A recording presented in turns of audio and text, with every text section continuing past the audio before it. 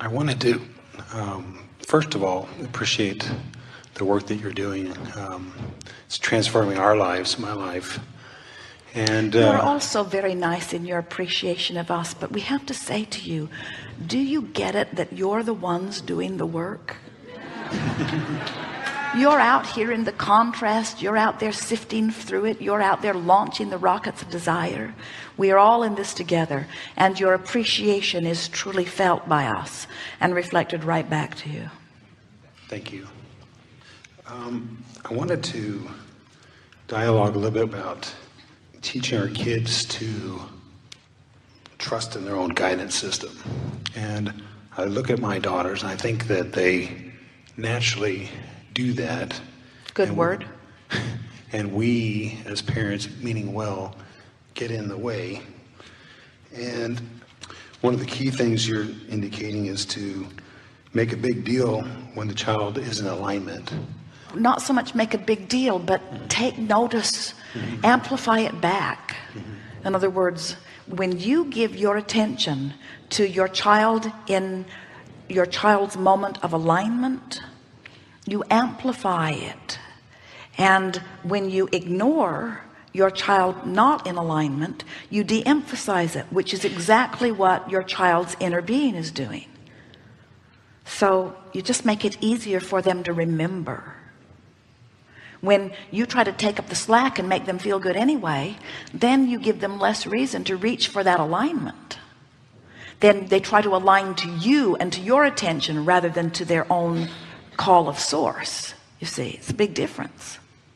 And the worst part about that is that then as you've taught them to turn over their awareness of their guidance to you, then they have to replace you with a teacher and you with a lover and you with their peer groups, where if you have at very early ages taught them to feel the truth of that which is within them, now they're prepared for any environment that they will be in.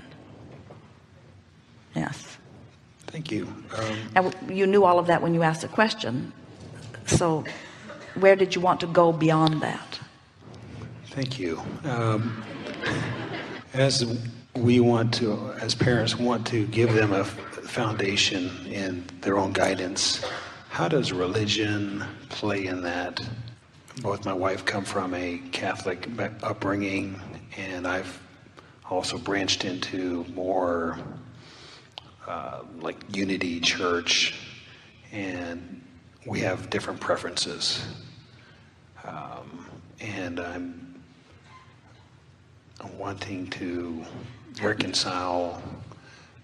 Your wife and you have different preferences? Well, let's see, I had a different experience in the Catholic upbringing, and my mother actually pulled us out, and she started doing things like Unity Church, which are a little bit more in line with, or at least to me, in line with what you're teaching, law of attraction. And I didn't get that same message through my Catholic upbringing. And here we are, my wife and I are wanting to give them the right foundations, and we're not in a perfect alignment right now on that. And I wanted some advice on that. Your questions dovetail so beautifully, and we like the order in which you ask them, because when it is your desire to help your children maintain their awareness of their own guidance, then the religion that most people are trying to replace that with becomes an inconsequential discussion. In other words, most people go to church to try to find direction, and when your child has consciously understood that his life is causing him to launch rockets of desire, and that his emotion guides him toward the alignment of that, so that he is often fulfilled with the energy of who he really is, then he doesn't feel that empty feeling, and then he's not looking for something outside of himself in order to find it.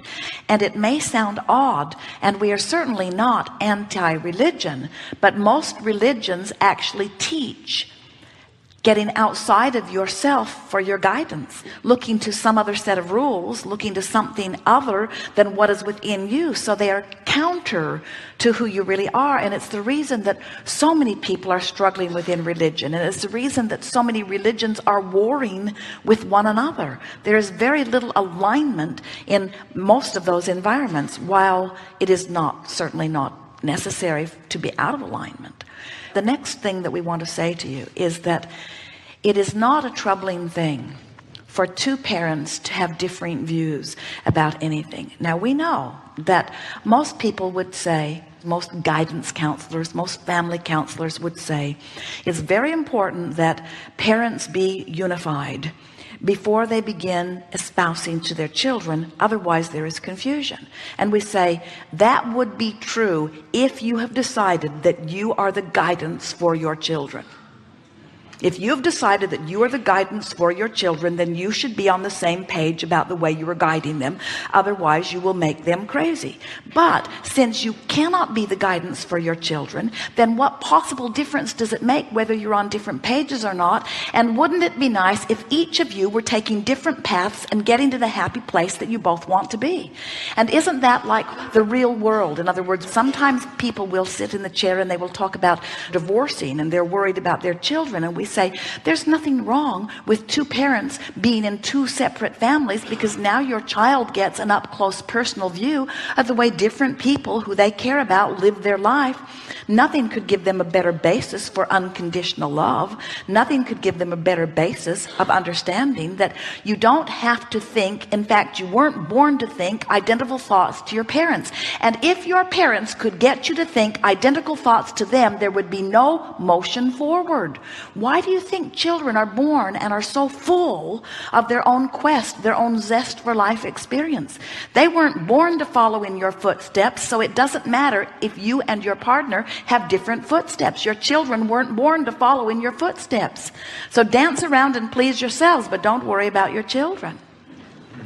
But then make up your mind, regardless of what anybody else is doing, and you can't control what your wife is doing, and we're not for a moment suggesting that you want to or need to. You just decide that you're going to be an example of someone who knows about your own guidance system, and that you're going to teach through the clarity of your example that by choosing thoughts on purpose, you can align to who you really are, so that you're demonstrating vitality and clarity and flexibility and stability. Let yourself be an example of connection to your child. That's the best that you can teach them. Don't try to teach them what they should want or how they should think. Demonstrate alignment, you see, because they weren't born to create exactly what you created. And so many families want their children to create and to think just like they do. And we want you to understand you are really barking up the wrong tree. You're not going to get them to think like you. They were born in a different generation. Talk about a generation gap. There is a huge vibrational difference between the generation of your parents and you. And there's a huge difference in the vibration of the generation of your children and you. You are not ever going to get your children to see the world through your eyes. They were born in a different time. Everything expanded dramatically before they reached this time and space reality, you see. What you want to impart to your children is that there is diversity in thought, and that is a good thing, because out of diversity or difference in thought, there is always more expansion. And then demonstrate, when you have differences of opinion, how nice it is as you weigh all of the opinions, how often there is another conclusion that is made that you could not have arrived at if it were not for the difference of opinion. Don't worry about trying to guide your children through your principles. They are born with their own. You are powerful beings who have come forth with powerful, specific, deliberate intent. And not one of you said, I hope I'm born into the right family who's got it all sorted out, and I hope my parents agree completely with each other, because when I get there, I'm going to have no life experience or thoughts of my own. I'm just going to mimic completely what they have figured out. So hopefully they will have it all figured out before I get there. Not one of you said there. Every one of you said what they're doing how they're thinking and who they are is irrelevant to me. They are the avenue through which I will come into this diverse environment, from which desires will be born that my inner being will become, and it will be my unequivocal desire to get up to speed with who I am. And my parents, while I want to love them because my inner being does, are really irrelevant to my experience in terms of me fulfilling my reason for being. If you want to be a good example to your children, be happy. You can be busy and happy. You can be so busy that you don't have time for them and be happy and be the example that is good for them. You cannot have a thing in the world to do, and rather than be bored, be happy. Use the power of your mind to tune yourself up. In other words, here is the message that we would like to give to all parents. See the world through the eyes of source, and as your children view you, they will be inspired to see the world through the eyes of source. No better parenting than that. And if you're not doing it for a moment, don't freak out. Just do it as best you can. Be tuned in, tapped in, turned on. Play the tuned in, tapped in, turned on game. In other words, let everybody know that that's your intention, and be real with them. When you don't feel good, don't pretend that you do, because nothing's worse for your children than to see a smile on your face and feel the vibration of disconnection. That's what confuses them and disorients them. You wouldn't be so tired of seeing the empty gas gauge that you just decide to put a happy face sticker on your gas gauge. There, that's a lot better. You want to know if your tank is empty. And so be real with your children. If you don't feel good, say to them, I'm not feeling very good, and it's because I've been thinking thoughts that don't let me feel good. And it's all up to me to get feeling better. So excuse me, I'm just going to go think about some happy things till I get feeling better. Like what? Like what are you going to think about? I'm just going to remember all the happy things I can think of, like the day you were born, or the day you did this, or the day you did that, or how I feel about you, or how I felt when mommy and me met, or how I feel when I see a beautiful flower. I'm just going to think of all the happy things that I can think of until I get oh, I already feel better. Oh, that was easy. Oh, now what? In other words, be real with them. Be real in your disconnection, be real in your connection, but be vividly aware of how you feel, and understand that that's what you're demonstrating to your children. Upstream, downstream, upstream, downstream. Tell them that. Thank you.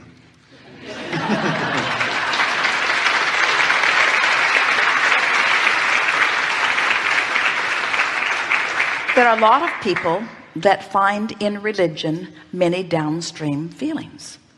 It's something lovely about going to an environment where there are other sort of like-minded people. It's nice to have a community with people that you care about around you. It's nice to think thoughts of goodness. In other words, there isn't anything wrong with any religion. We just don't want you to try to find within any religion something to replace this supreme guidance that every one of you was born with.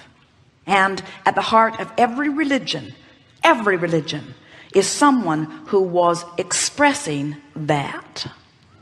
Jesus said, the kingdom of heaven is within you. It's not outside of you. He was talking about exactly the same thing.